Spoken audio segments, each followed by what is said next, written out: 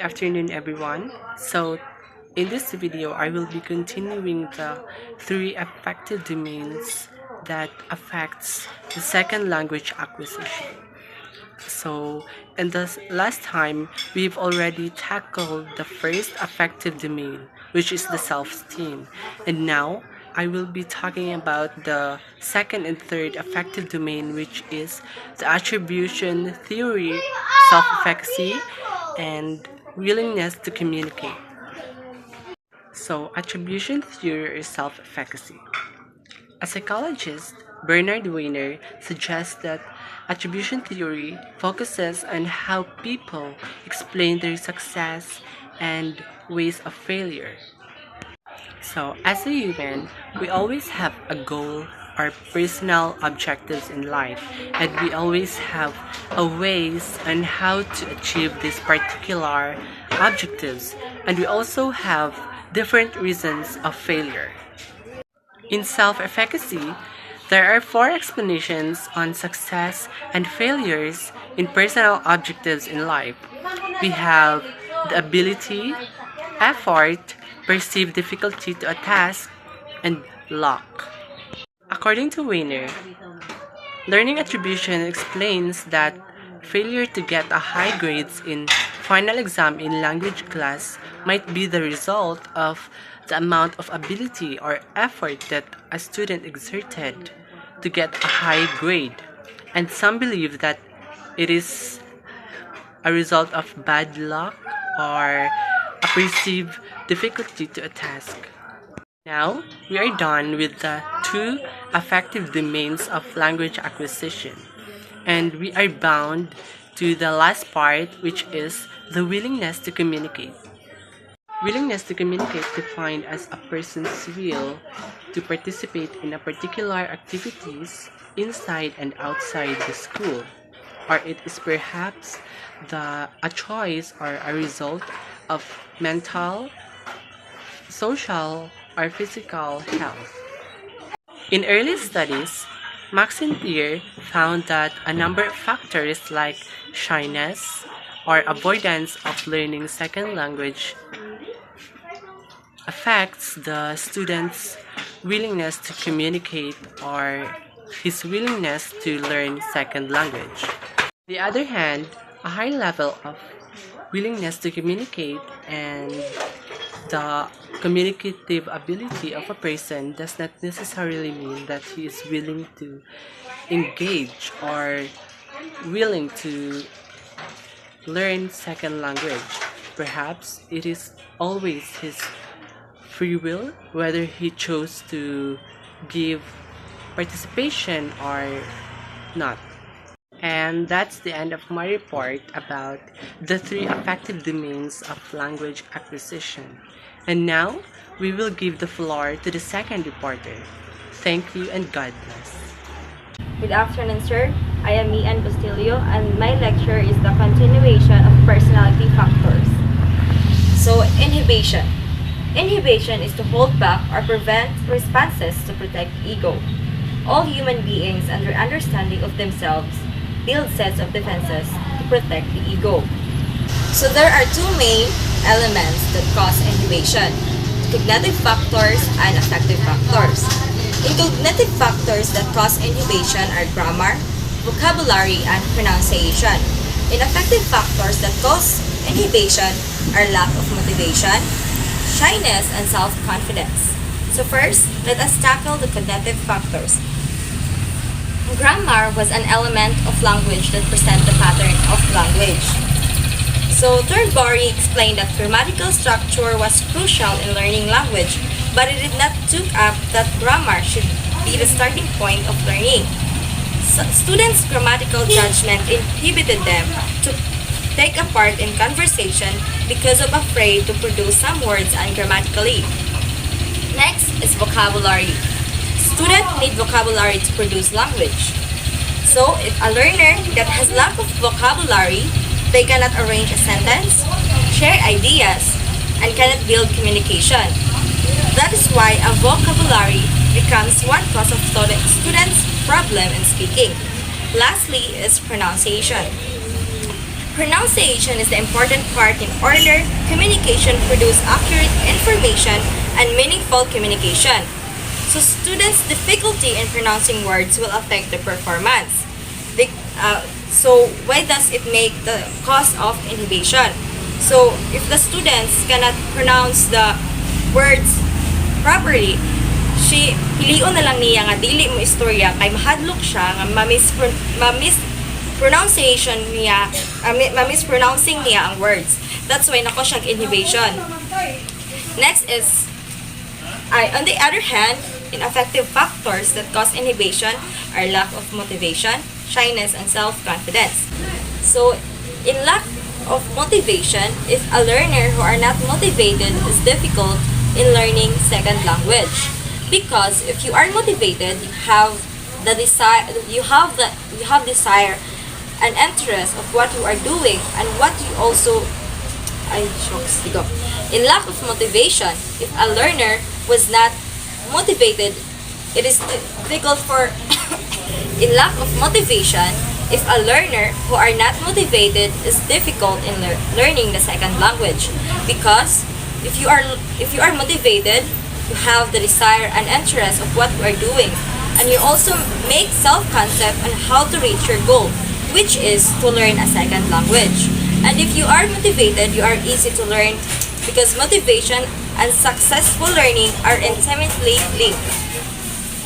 Next is shyness. Shyness would be a source of problem in student learning activities in the classroom, especially in speaking class. In learning second language, speaking performance is important, and being shy can affect learners not to have social interaction, which can affect in learning second language. But it doesn't mean that a shy person don't have a knowledge. They are just being shy to communicate. Last, that cause inhibition and affective factors is self-confidence. In learning second language, if you have self-confidence, you are more likely to make an attempt at speaking the language. Foreign language learners who possess general self-confidence perform well and most likely believe themselves to be capable learners. And if students have low of self-confidence, learners suffer from uncertainty, insecurity, fear, and social distance.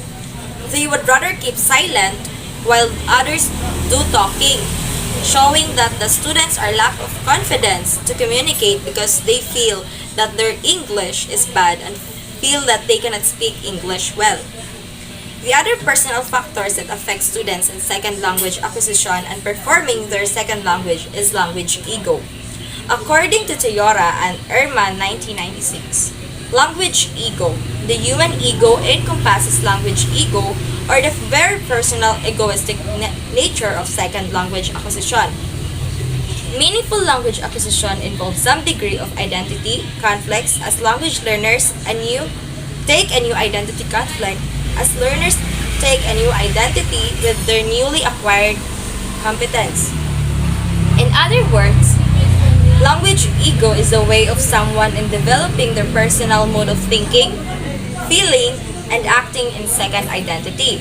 So, language ego has positive side, which is facilitates student learning, a negative side, like could inhibit student development in oral communication.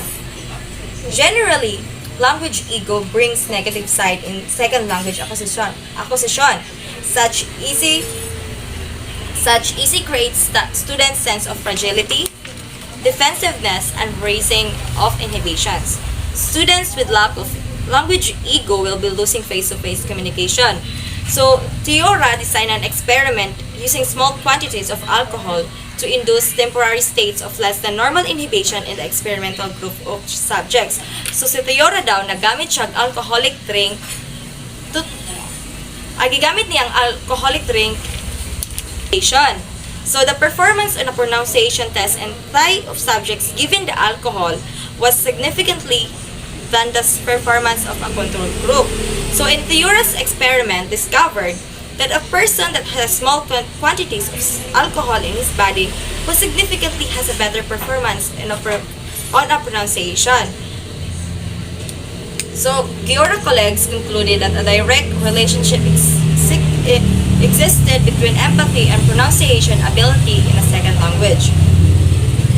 The experiment have highlighted that the most interesting possibility that the inhibition, the defenses that we place between ourselves and others are important factors contributing to second language success. So Ehrman 1999-1993 provided further support for the importance of language ego and studies of learners with thin and thick ego boundaries.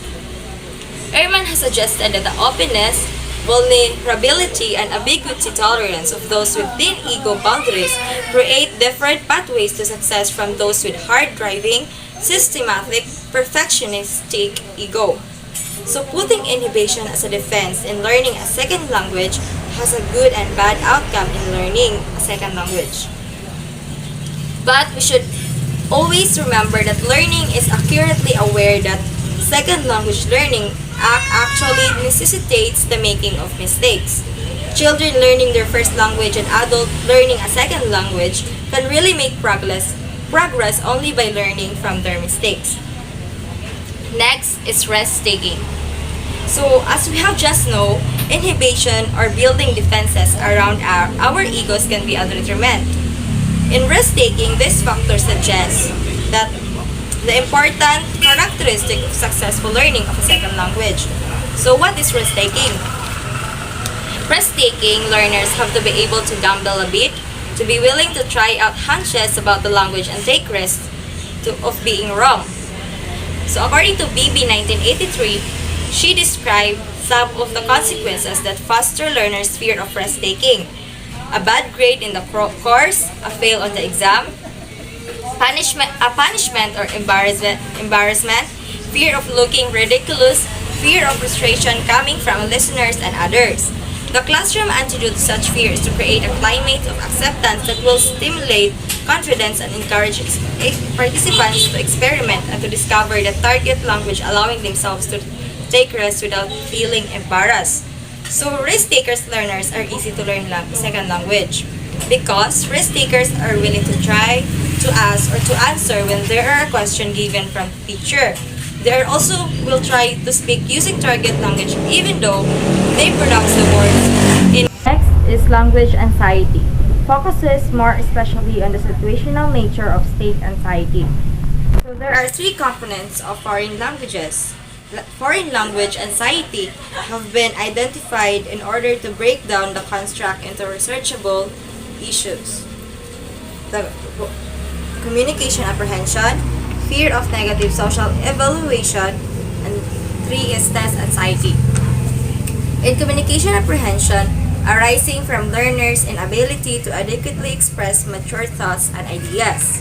In communication apprehension, it was found that when students are characterized by having high levels of communication apprehension, it keeps their learning ability, decreases interaction with other classmates, and causes social withdrawal. So social withdrawal means avoiding people and activities you would usually enjoy. For example, you avoid contact to your classmate to communicate. You isolate yourself because you are afraid of failure and being the center of attention. Second is fear of negative social evaluation, arising from a learner's need to make a positive social impression on others. Students describe experiencing fear of negative evaluation and active learning social situation. For example, when talking to their group mates, or when anticipating that fine instruction would call them to speak in front of the class and they did not volunteer. Students express anxiety because they were uncertain about how their performance will be evaluated by others and fear that they will judge or outwork by other student or the instructor of the course if they provided an incorrect answer. 3 is test anxiety or apprehension over academic evaluation.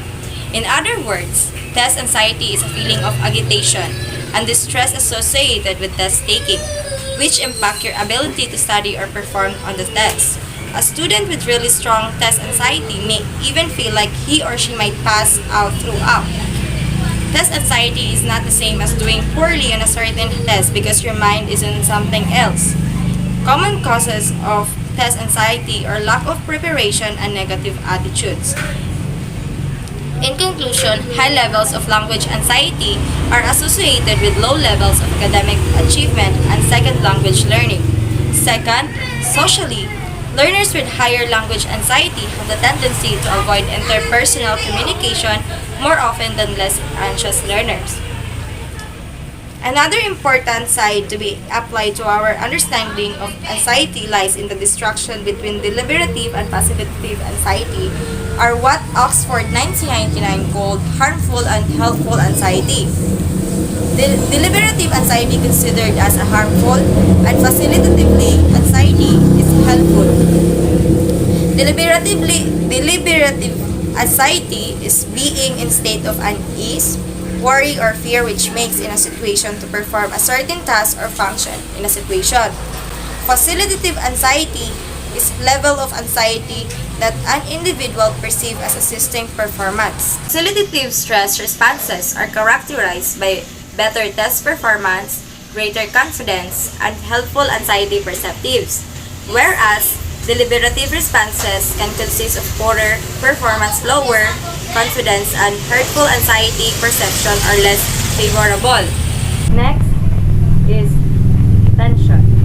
Tension is a more neutral concept to describe the possibility of both dysphoric and aneuropic effects in learning a foreign language. Dysphoric is relating to experience and generating or expressing a state of feeling of dissatisfaction, anxiety, or restlessness. The factors that makes the learner's tension dysphoric is fear of negative evolution, lack of achievement, and absence of tension might result in over-optimism. Europic means it's a feeling of generating and then happiness, confidence, and a sense of well-being. The factors makes the learner's tension europic is the presence of enjoyment. Preparation of both enjoyment to anxiety might boost your learning performance, and positive recognition and support from either or both the teacher and peers. We may be inclined to view anxiety as a negative factor, something to be avoided at all costs, but the notion of facilitative anxiety and europic tension is that something over a test to be accomplished is a positive factor. Next is linguistic coding hypothesis, or LCDH. The LCDH, or the linguistic coding hypothesis, is a controversial in singling out native language deficits as a potential cause of anxiety. Horwitz McCloud theory point out that a number of other significant sources of anxiety may be present in a language learning situation. A quest for perfection, fear of negative evaluation, and identity conflict. So, anxiety is an important factor in second language learning. Learners with a high level of anxiety are poor in performance, whereas learners with low level of anxiety absorb more input. Another personality factors is empathy. Empathy is the process of putting yourself into someone else's shoes, of reaching beyond the self of understanding what another person is feeling. Empathy is not a synonym with sympathy. Empathy implies more possibility of detachment, and sympathy connotes an agreement or harmony between individuals. So for example, Cheredel ay problema nga share sa ako Tapos, wala pa ako ka-experience atong sitwasyon na. In order nga masabtan ako siya, ibutang na ako ang akong kaugalingon sa iya ang sitwasyon. There's ang sympathy, kay for example, nawalaan si Cherry ng cellphone. Then, igor na ako siya gi-comfort, igor ako na ingon niya nga, makapalit ra kag bag-o. Without kanang isabot na ako kung sa iyang gibate. Plays a significant role in ability to authentically pronounce a second language. The measure which proved to be most successful in predicting authenticity of pronouncing was the micro-momentary expression, or MME test. Personality factors that affect human learning is extroversion. Extroversion and its counterpart, introversion, are also potentially important factors in the occasion of a second language. We are prone to seeing an that extroversion person as a gregarious life of the party person. Introverts conversely are thought of quiet and reserved with tendencies toward reclusive. Let us define first the extroversion and introversion. Extroversion is the extent to which a person has a deep-seated need to receive ego enhancement, self-esteem, and sense of wholeness from other people as opposed to receiving that affirmation within oneself. Introversion is the extent to which a person derives a sense of wholeness and fulfillment apart from a reflection of this self from other people. Let us compare extroversion and introversion. Extroverts are not necessarily loud-mouthed and talkative. They may be shy but still need the affirmation of others. Extroverts are oriented to the outside world. They also have many hobbies, are full of energy, like to learn in a group. Moreover, when talking to other people, they usually speak a lot and loudly. They enjoy being the center of attention, make decisions quickly, perform well under stress, and like changes. Extroversion learner is more talkative, outgoing student who participates freely in class discussion, while introverts conversely are thought of as quiet and reserved with tendencies toward reclusiveness. Introverts can have an inner strength of character that extroverts do not have, such like strong listener and have a keen observational skills. Introverts are focused on the inner world and are reflective. They analyze their experiences and decisions. They avoid strong excitement, the company of other people, or loud music. They are self-contained and have few friends. They are reserved and restrained. They often avoid speaking in public because they do not like to be the center of attention and are affected by stress. They do not like being the life of the party. They prefer to listen. Usually, they speak slowly, make pauses, and think about every word. Introvert is more quiet and passive in the classroom. They like letting others talk. Ausubel, 1986, noted that introversion and extroversion are a grossly misleading index of social adjustment. Extroversion is commonly thought to be related to empathy, but such may not be the case. Extroversion person will actually behave in an extroverted manner in order to protect his or own ego, with extroverted behavior being self defenses barriers and high ego boundaries. At the same time, the introvert white term or reserved person may show high empathy and intuitive understanding and appreciation of others, and simply be more research in the outward and overt expression of empathy. Extroversion may be a factor in the development of general oral communication competence, which requires face-to-face interaction but not listening, reading, and writing. And introversion is in another culture, respect, and politeness. In conclusion, extroversion and introversion have a major effect in second language acquisition process. Extrovert learners who use the second language to interact without inhibition, talk more fluently, tend to take actions with less reflection, work better in groups, and excel during classes with high level of activity. While extrovert students easily communicate in the second language even though they might not produce accurate output. These characteristics influence their way of learning in the second language, so it is believed that extroverts are more successful in communication. On the other hand, introverts tend to be exert, talk less, and reflect more before acting, like to be quiet, like to work independently, or with one or two people. They tend to be more passive rather than active social. In addition, introvert students have an obsession with producing accurate grammatically sentences with native-like accent. The characteristics that are shown by introverts are believed that they are in certain components of the second language. Although introverts have all these characteristics, extroverts are still more successful, especially in communication. That's the end of my part, and I will give the floor to Cheradel for further discussion. Good afternoon, everyone. I am Cheradel Pizarga. Welcome to today's lecture on the topic of motivation in language learning.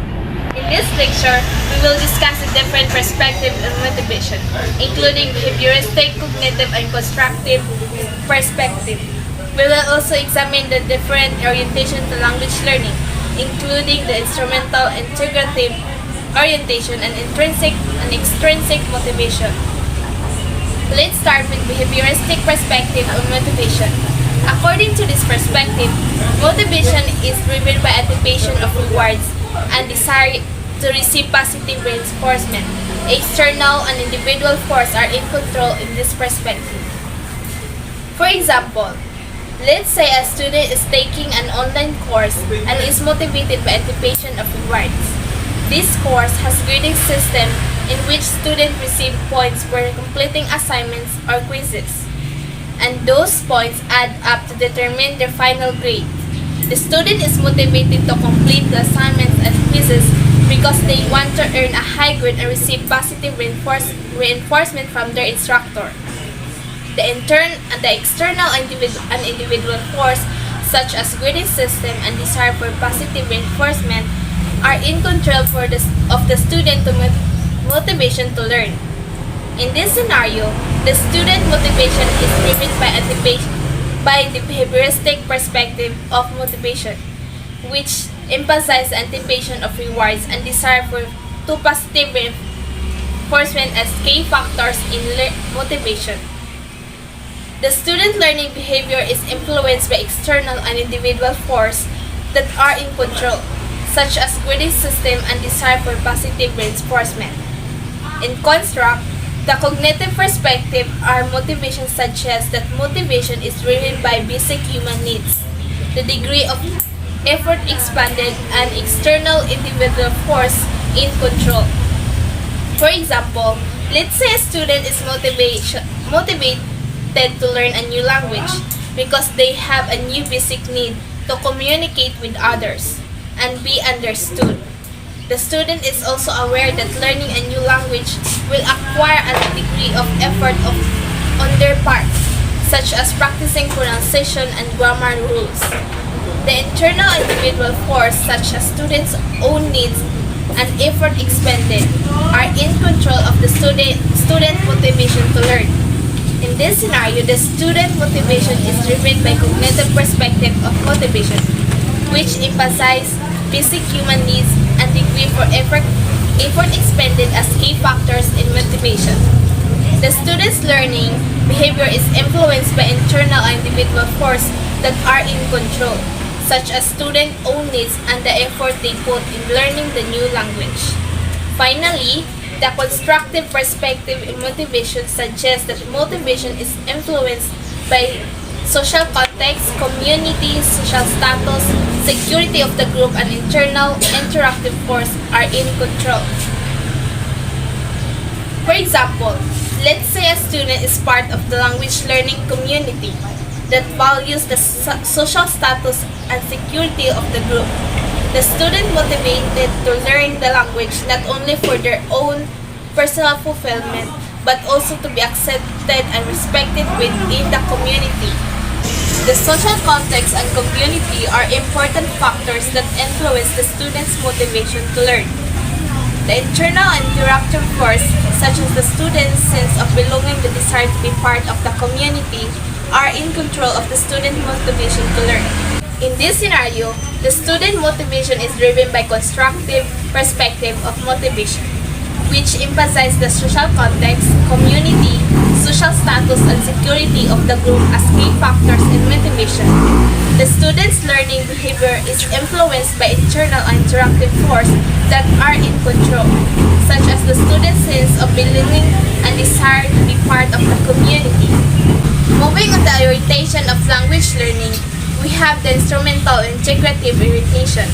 The instrumental side refers to acquiring a language as a means for attaining instrumental goals, while the integrative side refers to learners who wish to integrate themselves into a culture of the second language group and become involved in social interchange in that group.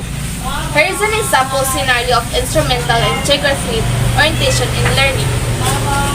Let's say a student is learning a new language because they need it for work purposes, such as communicating with internal clients or partners. This student has instrumental orientation to learning the language because they view it as means to an end, to achieve their work-related goals. On the other hand, another student is learning the same language because they plan to move to the country where the language is spoken, and they want to fully integrate themselves into a culture and society. This student has integrative orientation to learning the language because they view it as a way to connect with others, learn about the culture, and become part of the community.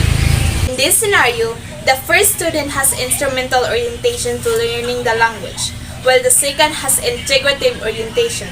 While both orientation can be effective in motivating language learning, research has suggested that integrative orientation is associated with more successful language learning outcomes. However, it is important to note that most language learning situations involve a mixture of both instrumental and integrative orientation, and individuals may have different motivation for learning the language depending on the context and situation. Research has shown that integrativeness is an important requirement for successful language learning. However, most situations involve a mixture of each orientation, and we should regard the two orientations simply as two out of a number of possible orientations to understand the integrative instrumental construct better. Next, we will examine the intrinsic and extrinsic motivation in language learning. Intrinsically motivated behaviors are aimed of bringing up about certain internally rewarding consequences, namely feelings of competence and self-determination. In construct, extrinsically motivated behaviors are carried out anticipation of rewards from outside and beyond the self. While many instances of intrinsic motivation may indeed turn out to be integrative, some may not. Why do you think some instance of intrinsic motivation in language learning may not turn out to be integrative? Intrinsic motivation refers to the inner drive and personal interest in engaging in activity, such as learning a new language, without any external rewards or incentives. Integrative motivation, on the other hand, refers to the desire to learning the language in order to better understand and communicate with the other people who speak that language. While intrinsic motivation can be a powerful force in language learning, it is possible that may not lead to integrative motivation in some cases. This can happen when the learner is motivated by other factors that are related to language integration, such as desire to impress others and pursuit of personal achievement, or the satisfaction of personal interest or hobby. For example, someone may be intrinsically motivated to learn the Japanese because they enjoy watching anime or reading manga, but they may not have any interest in integrating with Japanese culture or people.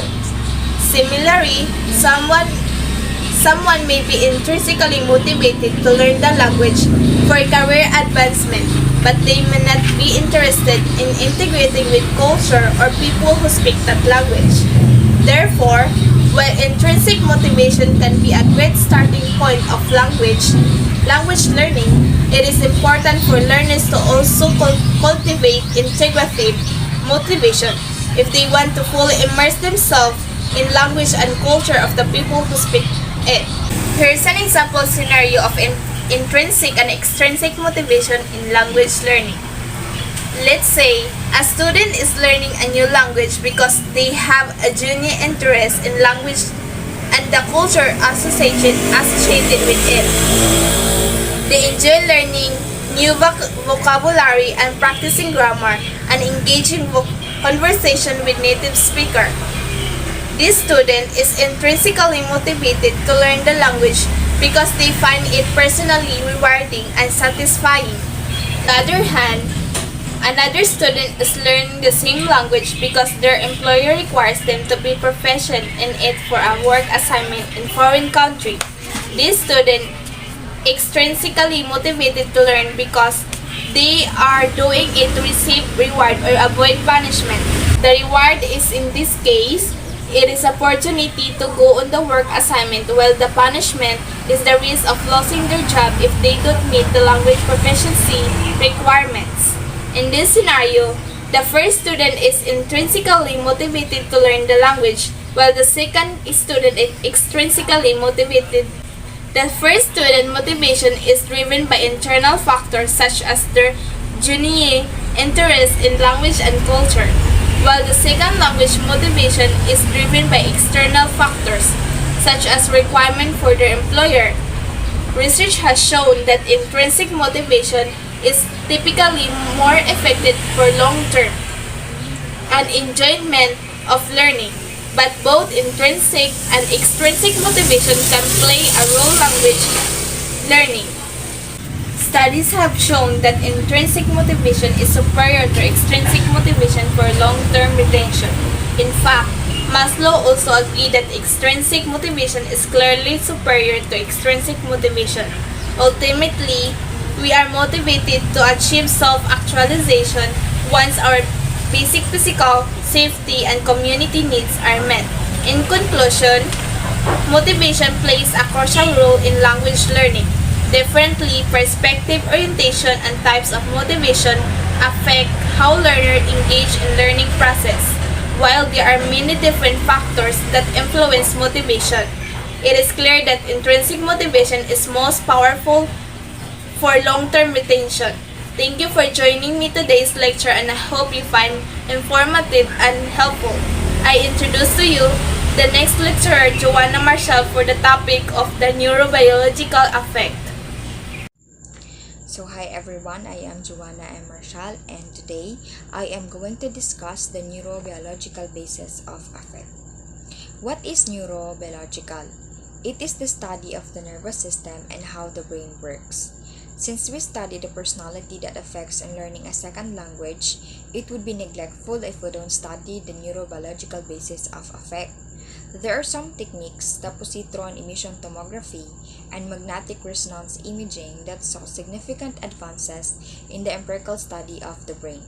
Using such techniques, some connections have been made between affectivity and mental emotional processing in general, as well as second language in particular. Before we proceed, what is positron emission tomography?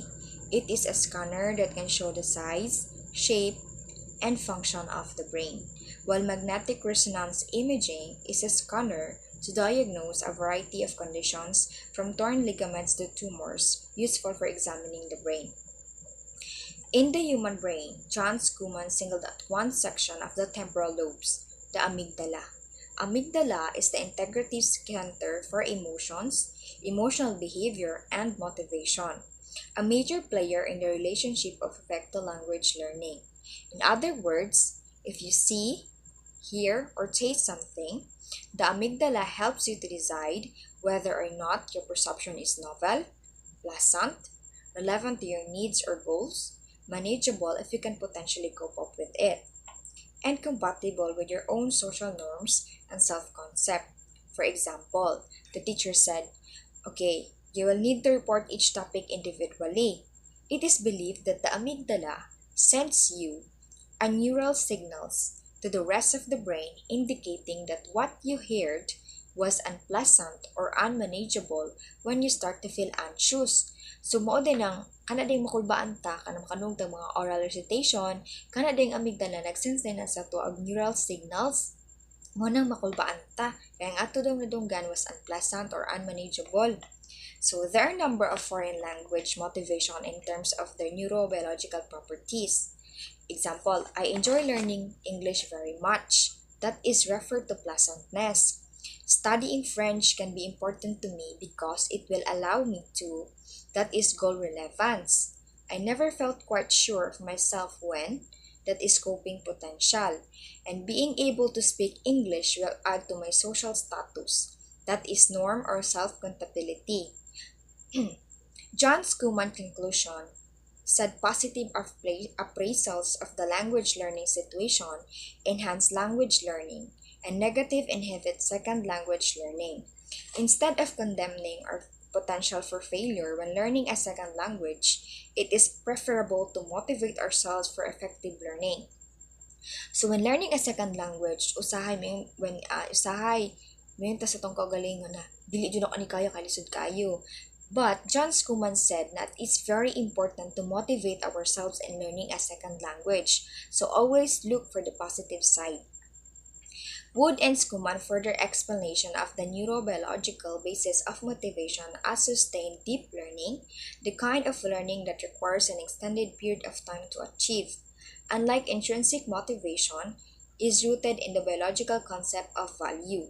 Value is bias that leads human to certain preferences and to choosing among alternatives. For example, homeostatic that promotes an organism's survival and sociostatic value that leads us to interact with others and to seek social affiliation. Neurobiology of affect is likely to enlighten our current understanding of the physiology of the brain in its effect on human behavior. So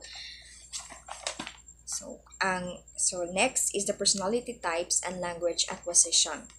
The measurement of personality, characteristics, and the hypothesized relationships of such traits to success in various kinds and divorce, Myers-Briggs team tested our 4 dichotomous styles functioning in the Myers-Briggs personality test.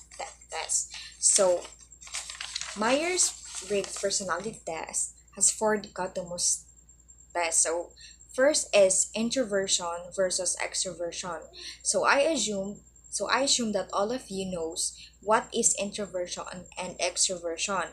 So it is a test to know how likely the participants is to enjoy engaging in activities and conversations with other people.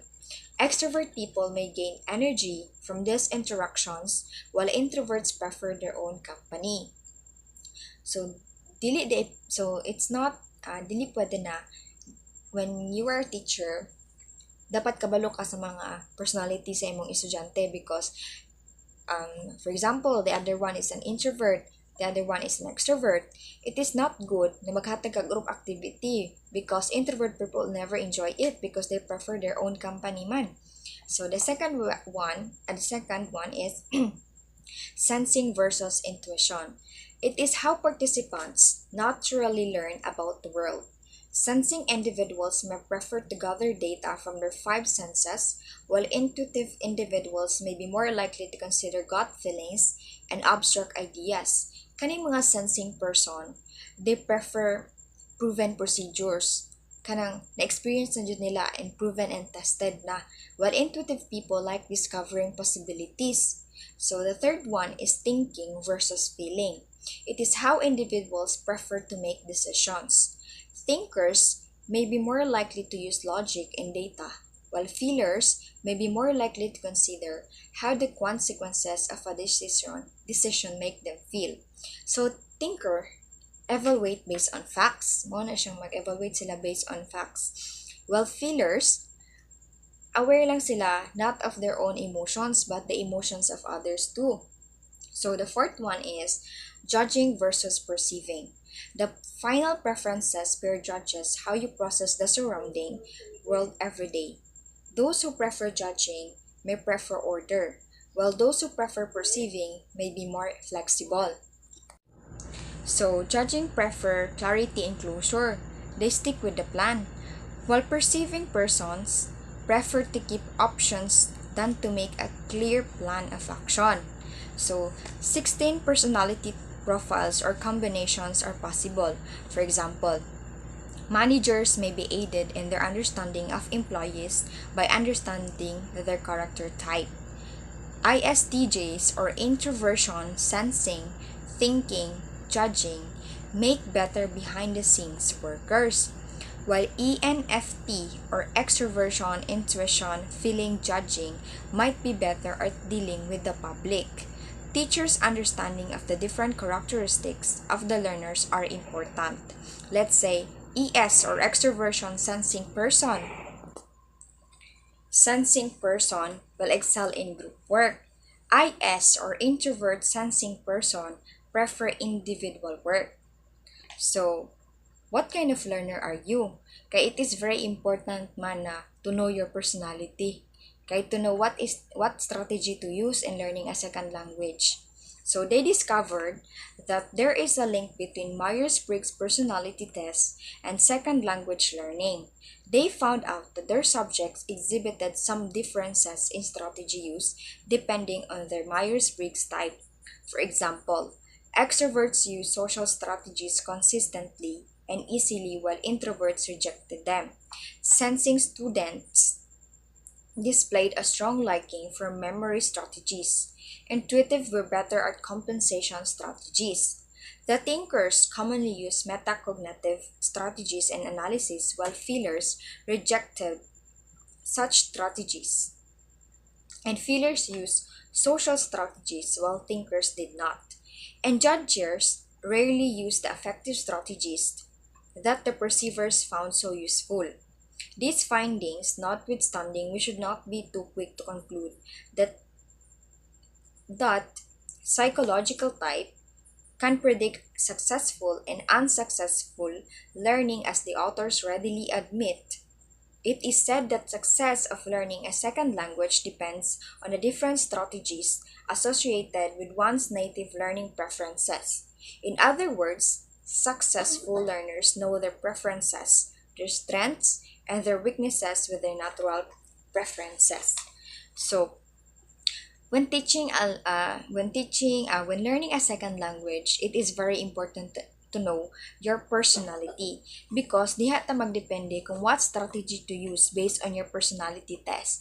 Kay based on my report, it is said that like for example lagi kung introvert versus extrovert, dili ka pwede maghatag og group activities when both of your students are different.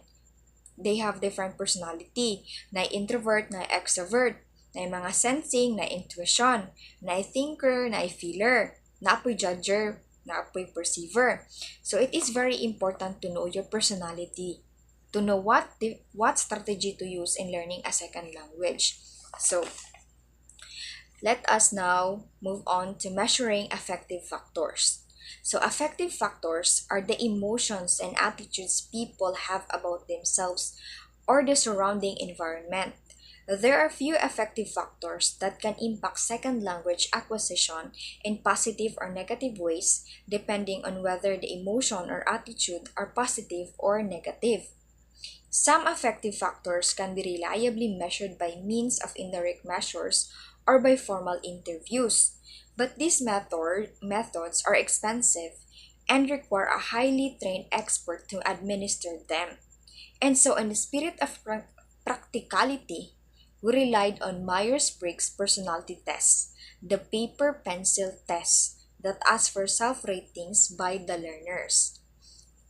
An item to measure the introversion versus extroversion is for example, kung i-measure nato ang introversion versus extroversion versus introversion, if we tend to stay late with increasing energy at parties or leave early with decreased energy.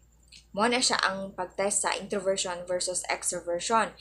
Kay ang mga katong extrovert magpundo jud dito sila sa party. Pero katong mga introvert muli tuog sayo. So judging versus perceiving. We must choose between arriving on time for meeting and usually being a little late. Mo na siya test sa judging versus perceiving. While the typical test for self-esteem asks you to disagree or agree with a statement like, my friends have no confidence in me.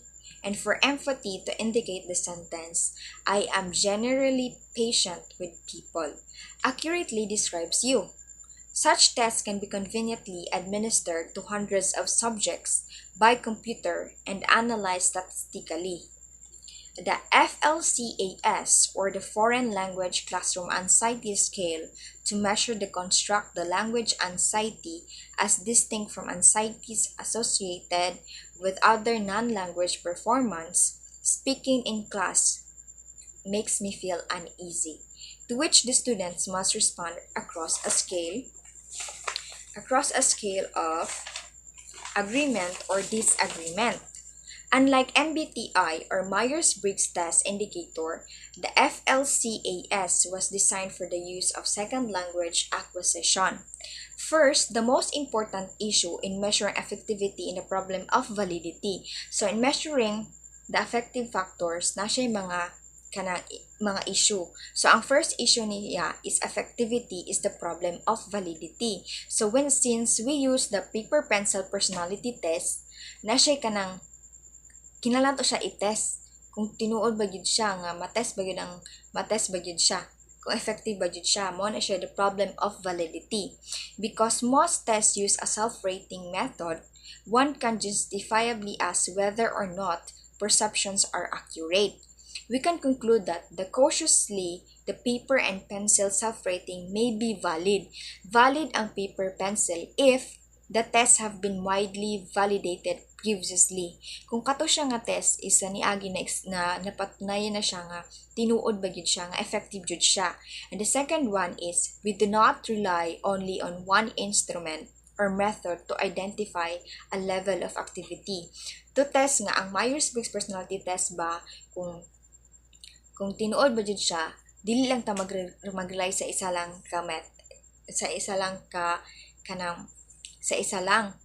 daghantag ka ng mga pruweba. So, dapat daghantag pruweba nga ang Myers-Briggs test is effective. So, the second issue, related problem is the measurement of affective variables lies in what has been called the self-flattery syndrome. Takers will try to discern right answers to questions that is answers that make them look good or that do not damage them. And even though test directions say there are no wrong answers, in so doing, perceptions of self are more likely to be biased. Like for example, naadyo ka ng mga test bitaw nga magbinot-bot ta bisag ina nagalitag there are no wrong answers. Like for example, there is a test to know more about yourself. Naigibutang dito sa nga write anything about yourself. Na-test nga to know more about yourself. Then gipasulat tag ka ng write something about yourself. Like for example, imong gibutang dito nga I am a kind and very loving woman. I am a very friendly one. Pero kay nganong katuman ang imong gibutang is because kung naay makabasa ato gusto ka nga they have good impression sa imuha. Pero wala imong gibutang dito nga you are a short-tempered person. Na-irritable ka nga pagkatao, wala ni mo gibutang dito. Mo na siya ang kanang second issue nga mahimong bias ang personality test sa Myers-Briggs test. So, the third one is the test of extroversion, anxiety, motivation, and other factors can be quietly ethnocentric, using concepts and references that are difficult to interpret cross-culturally. So, what is cultural annotations? Human perceptions of the world is universally similar, but the detail of understanding of the world would be different from society to society because of the differences in surroundings, lifestyle, values, beliefs, and history. Like for example, kanang natay lain-lain nga pagtuo because of our different society to society, because of the difference in surroundings. Like for example, maingon na kanang okay lang magbinutbot sa mama o papa usahay. Katong mga tawo na kanang wala jud ka binutbot sa ilang mama o papa, nga ingon jud nga butan jud sila nga wala pa sila ka binutbot, mayon jud to sila nga dili na pwede, kay dili na maayo. But those person na anad nagmangayon anang kanang magbinutbot, mayon jud to sila nga okay na sometimes nga magbinutbot sa ama o papa. Mo na third issue sa Myers-Briggs test. Myers-Briggs test mo na siya ang third issue. So now the last one is the intrinsic motivation in the classroom. So intrinsic motivation comes from within, while the extrinsic motivation arises from external factors. When you are intrinsically motivated, you engage in activity because you enjoy it and get personal satisfaction by doing it. When you are extrinsically motivated, You do something in order to gain external reward. So, now consider yourself as a teacher. To handle these extrinsic motives that are well established in most students, one attitude that would be useful is to recognize that such extrinsic drives are not necessarily bad or harmful, and your job may be to capitalize on such factors through your own innovations. If school policy mandates a certain boring, teacher-centered textbook, for example, perhaps your own creative efforts can add interesting, learner-centered group and peer activities that give students choices and approaches. Your innovative action adds something peer evaluation, self-assessment, and portfolio compilation that would build intrinsic motivation, then do it. Kung ikaw si teacher, then you need to promote intrinsic motivation. Kaya di ba ang extrinsic, imuha lang nang gibuhat because you know nga, when you do it, you get an reward. Well, intrinsic motivation, you get personal satisfaction from it. Nag-learn ka kaya nakaget ka personal satisfaction. So, as a teacher, you need to promote intrinsic motivation. So, if you are a teacher, ayo lang maghimo ka og kanang mga imong innovations para ma-promote ang intrinsic motivation because it is important in learning a second language. Kay di ba nagalito dito nga you have to look for the positive side. Kinahanglan nga when learning a second language na kay goal. You know what is your goal in learning a second language. Dili lang ka nagtuon ka to because someone said so, or nagtuon ka to because you get an reward. Gusto ka magtuon kay gusto ka makabalo because you know you can use it in the future. So it is very important to know the personality of the learners, to know what strategy to use in learning a second language. Kay diba Wood and John Schumann said na ang successful in learning a second language nakadepende in what strategy to use. So it is better to know what is the personality of your learners before deciding on what strategy to use in learning a second language. So that is all. Thank you.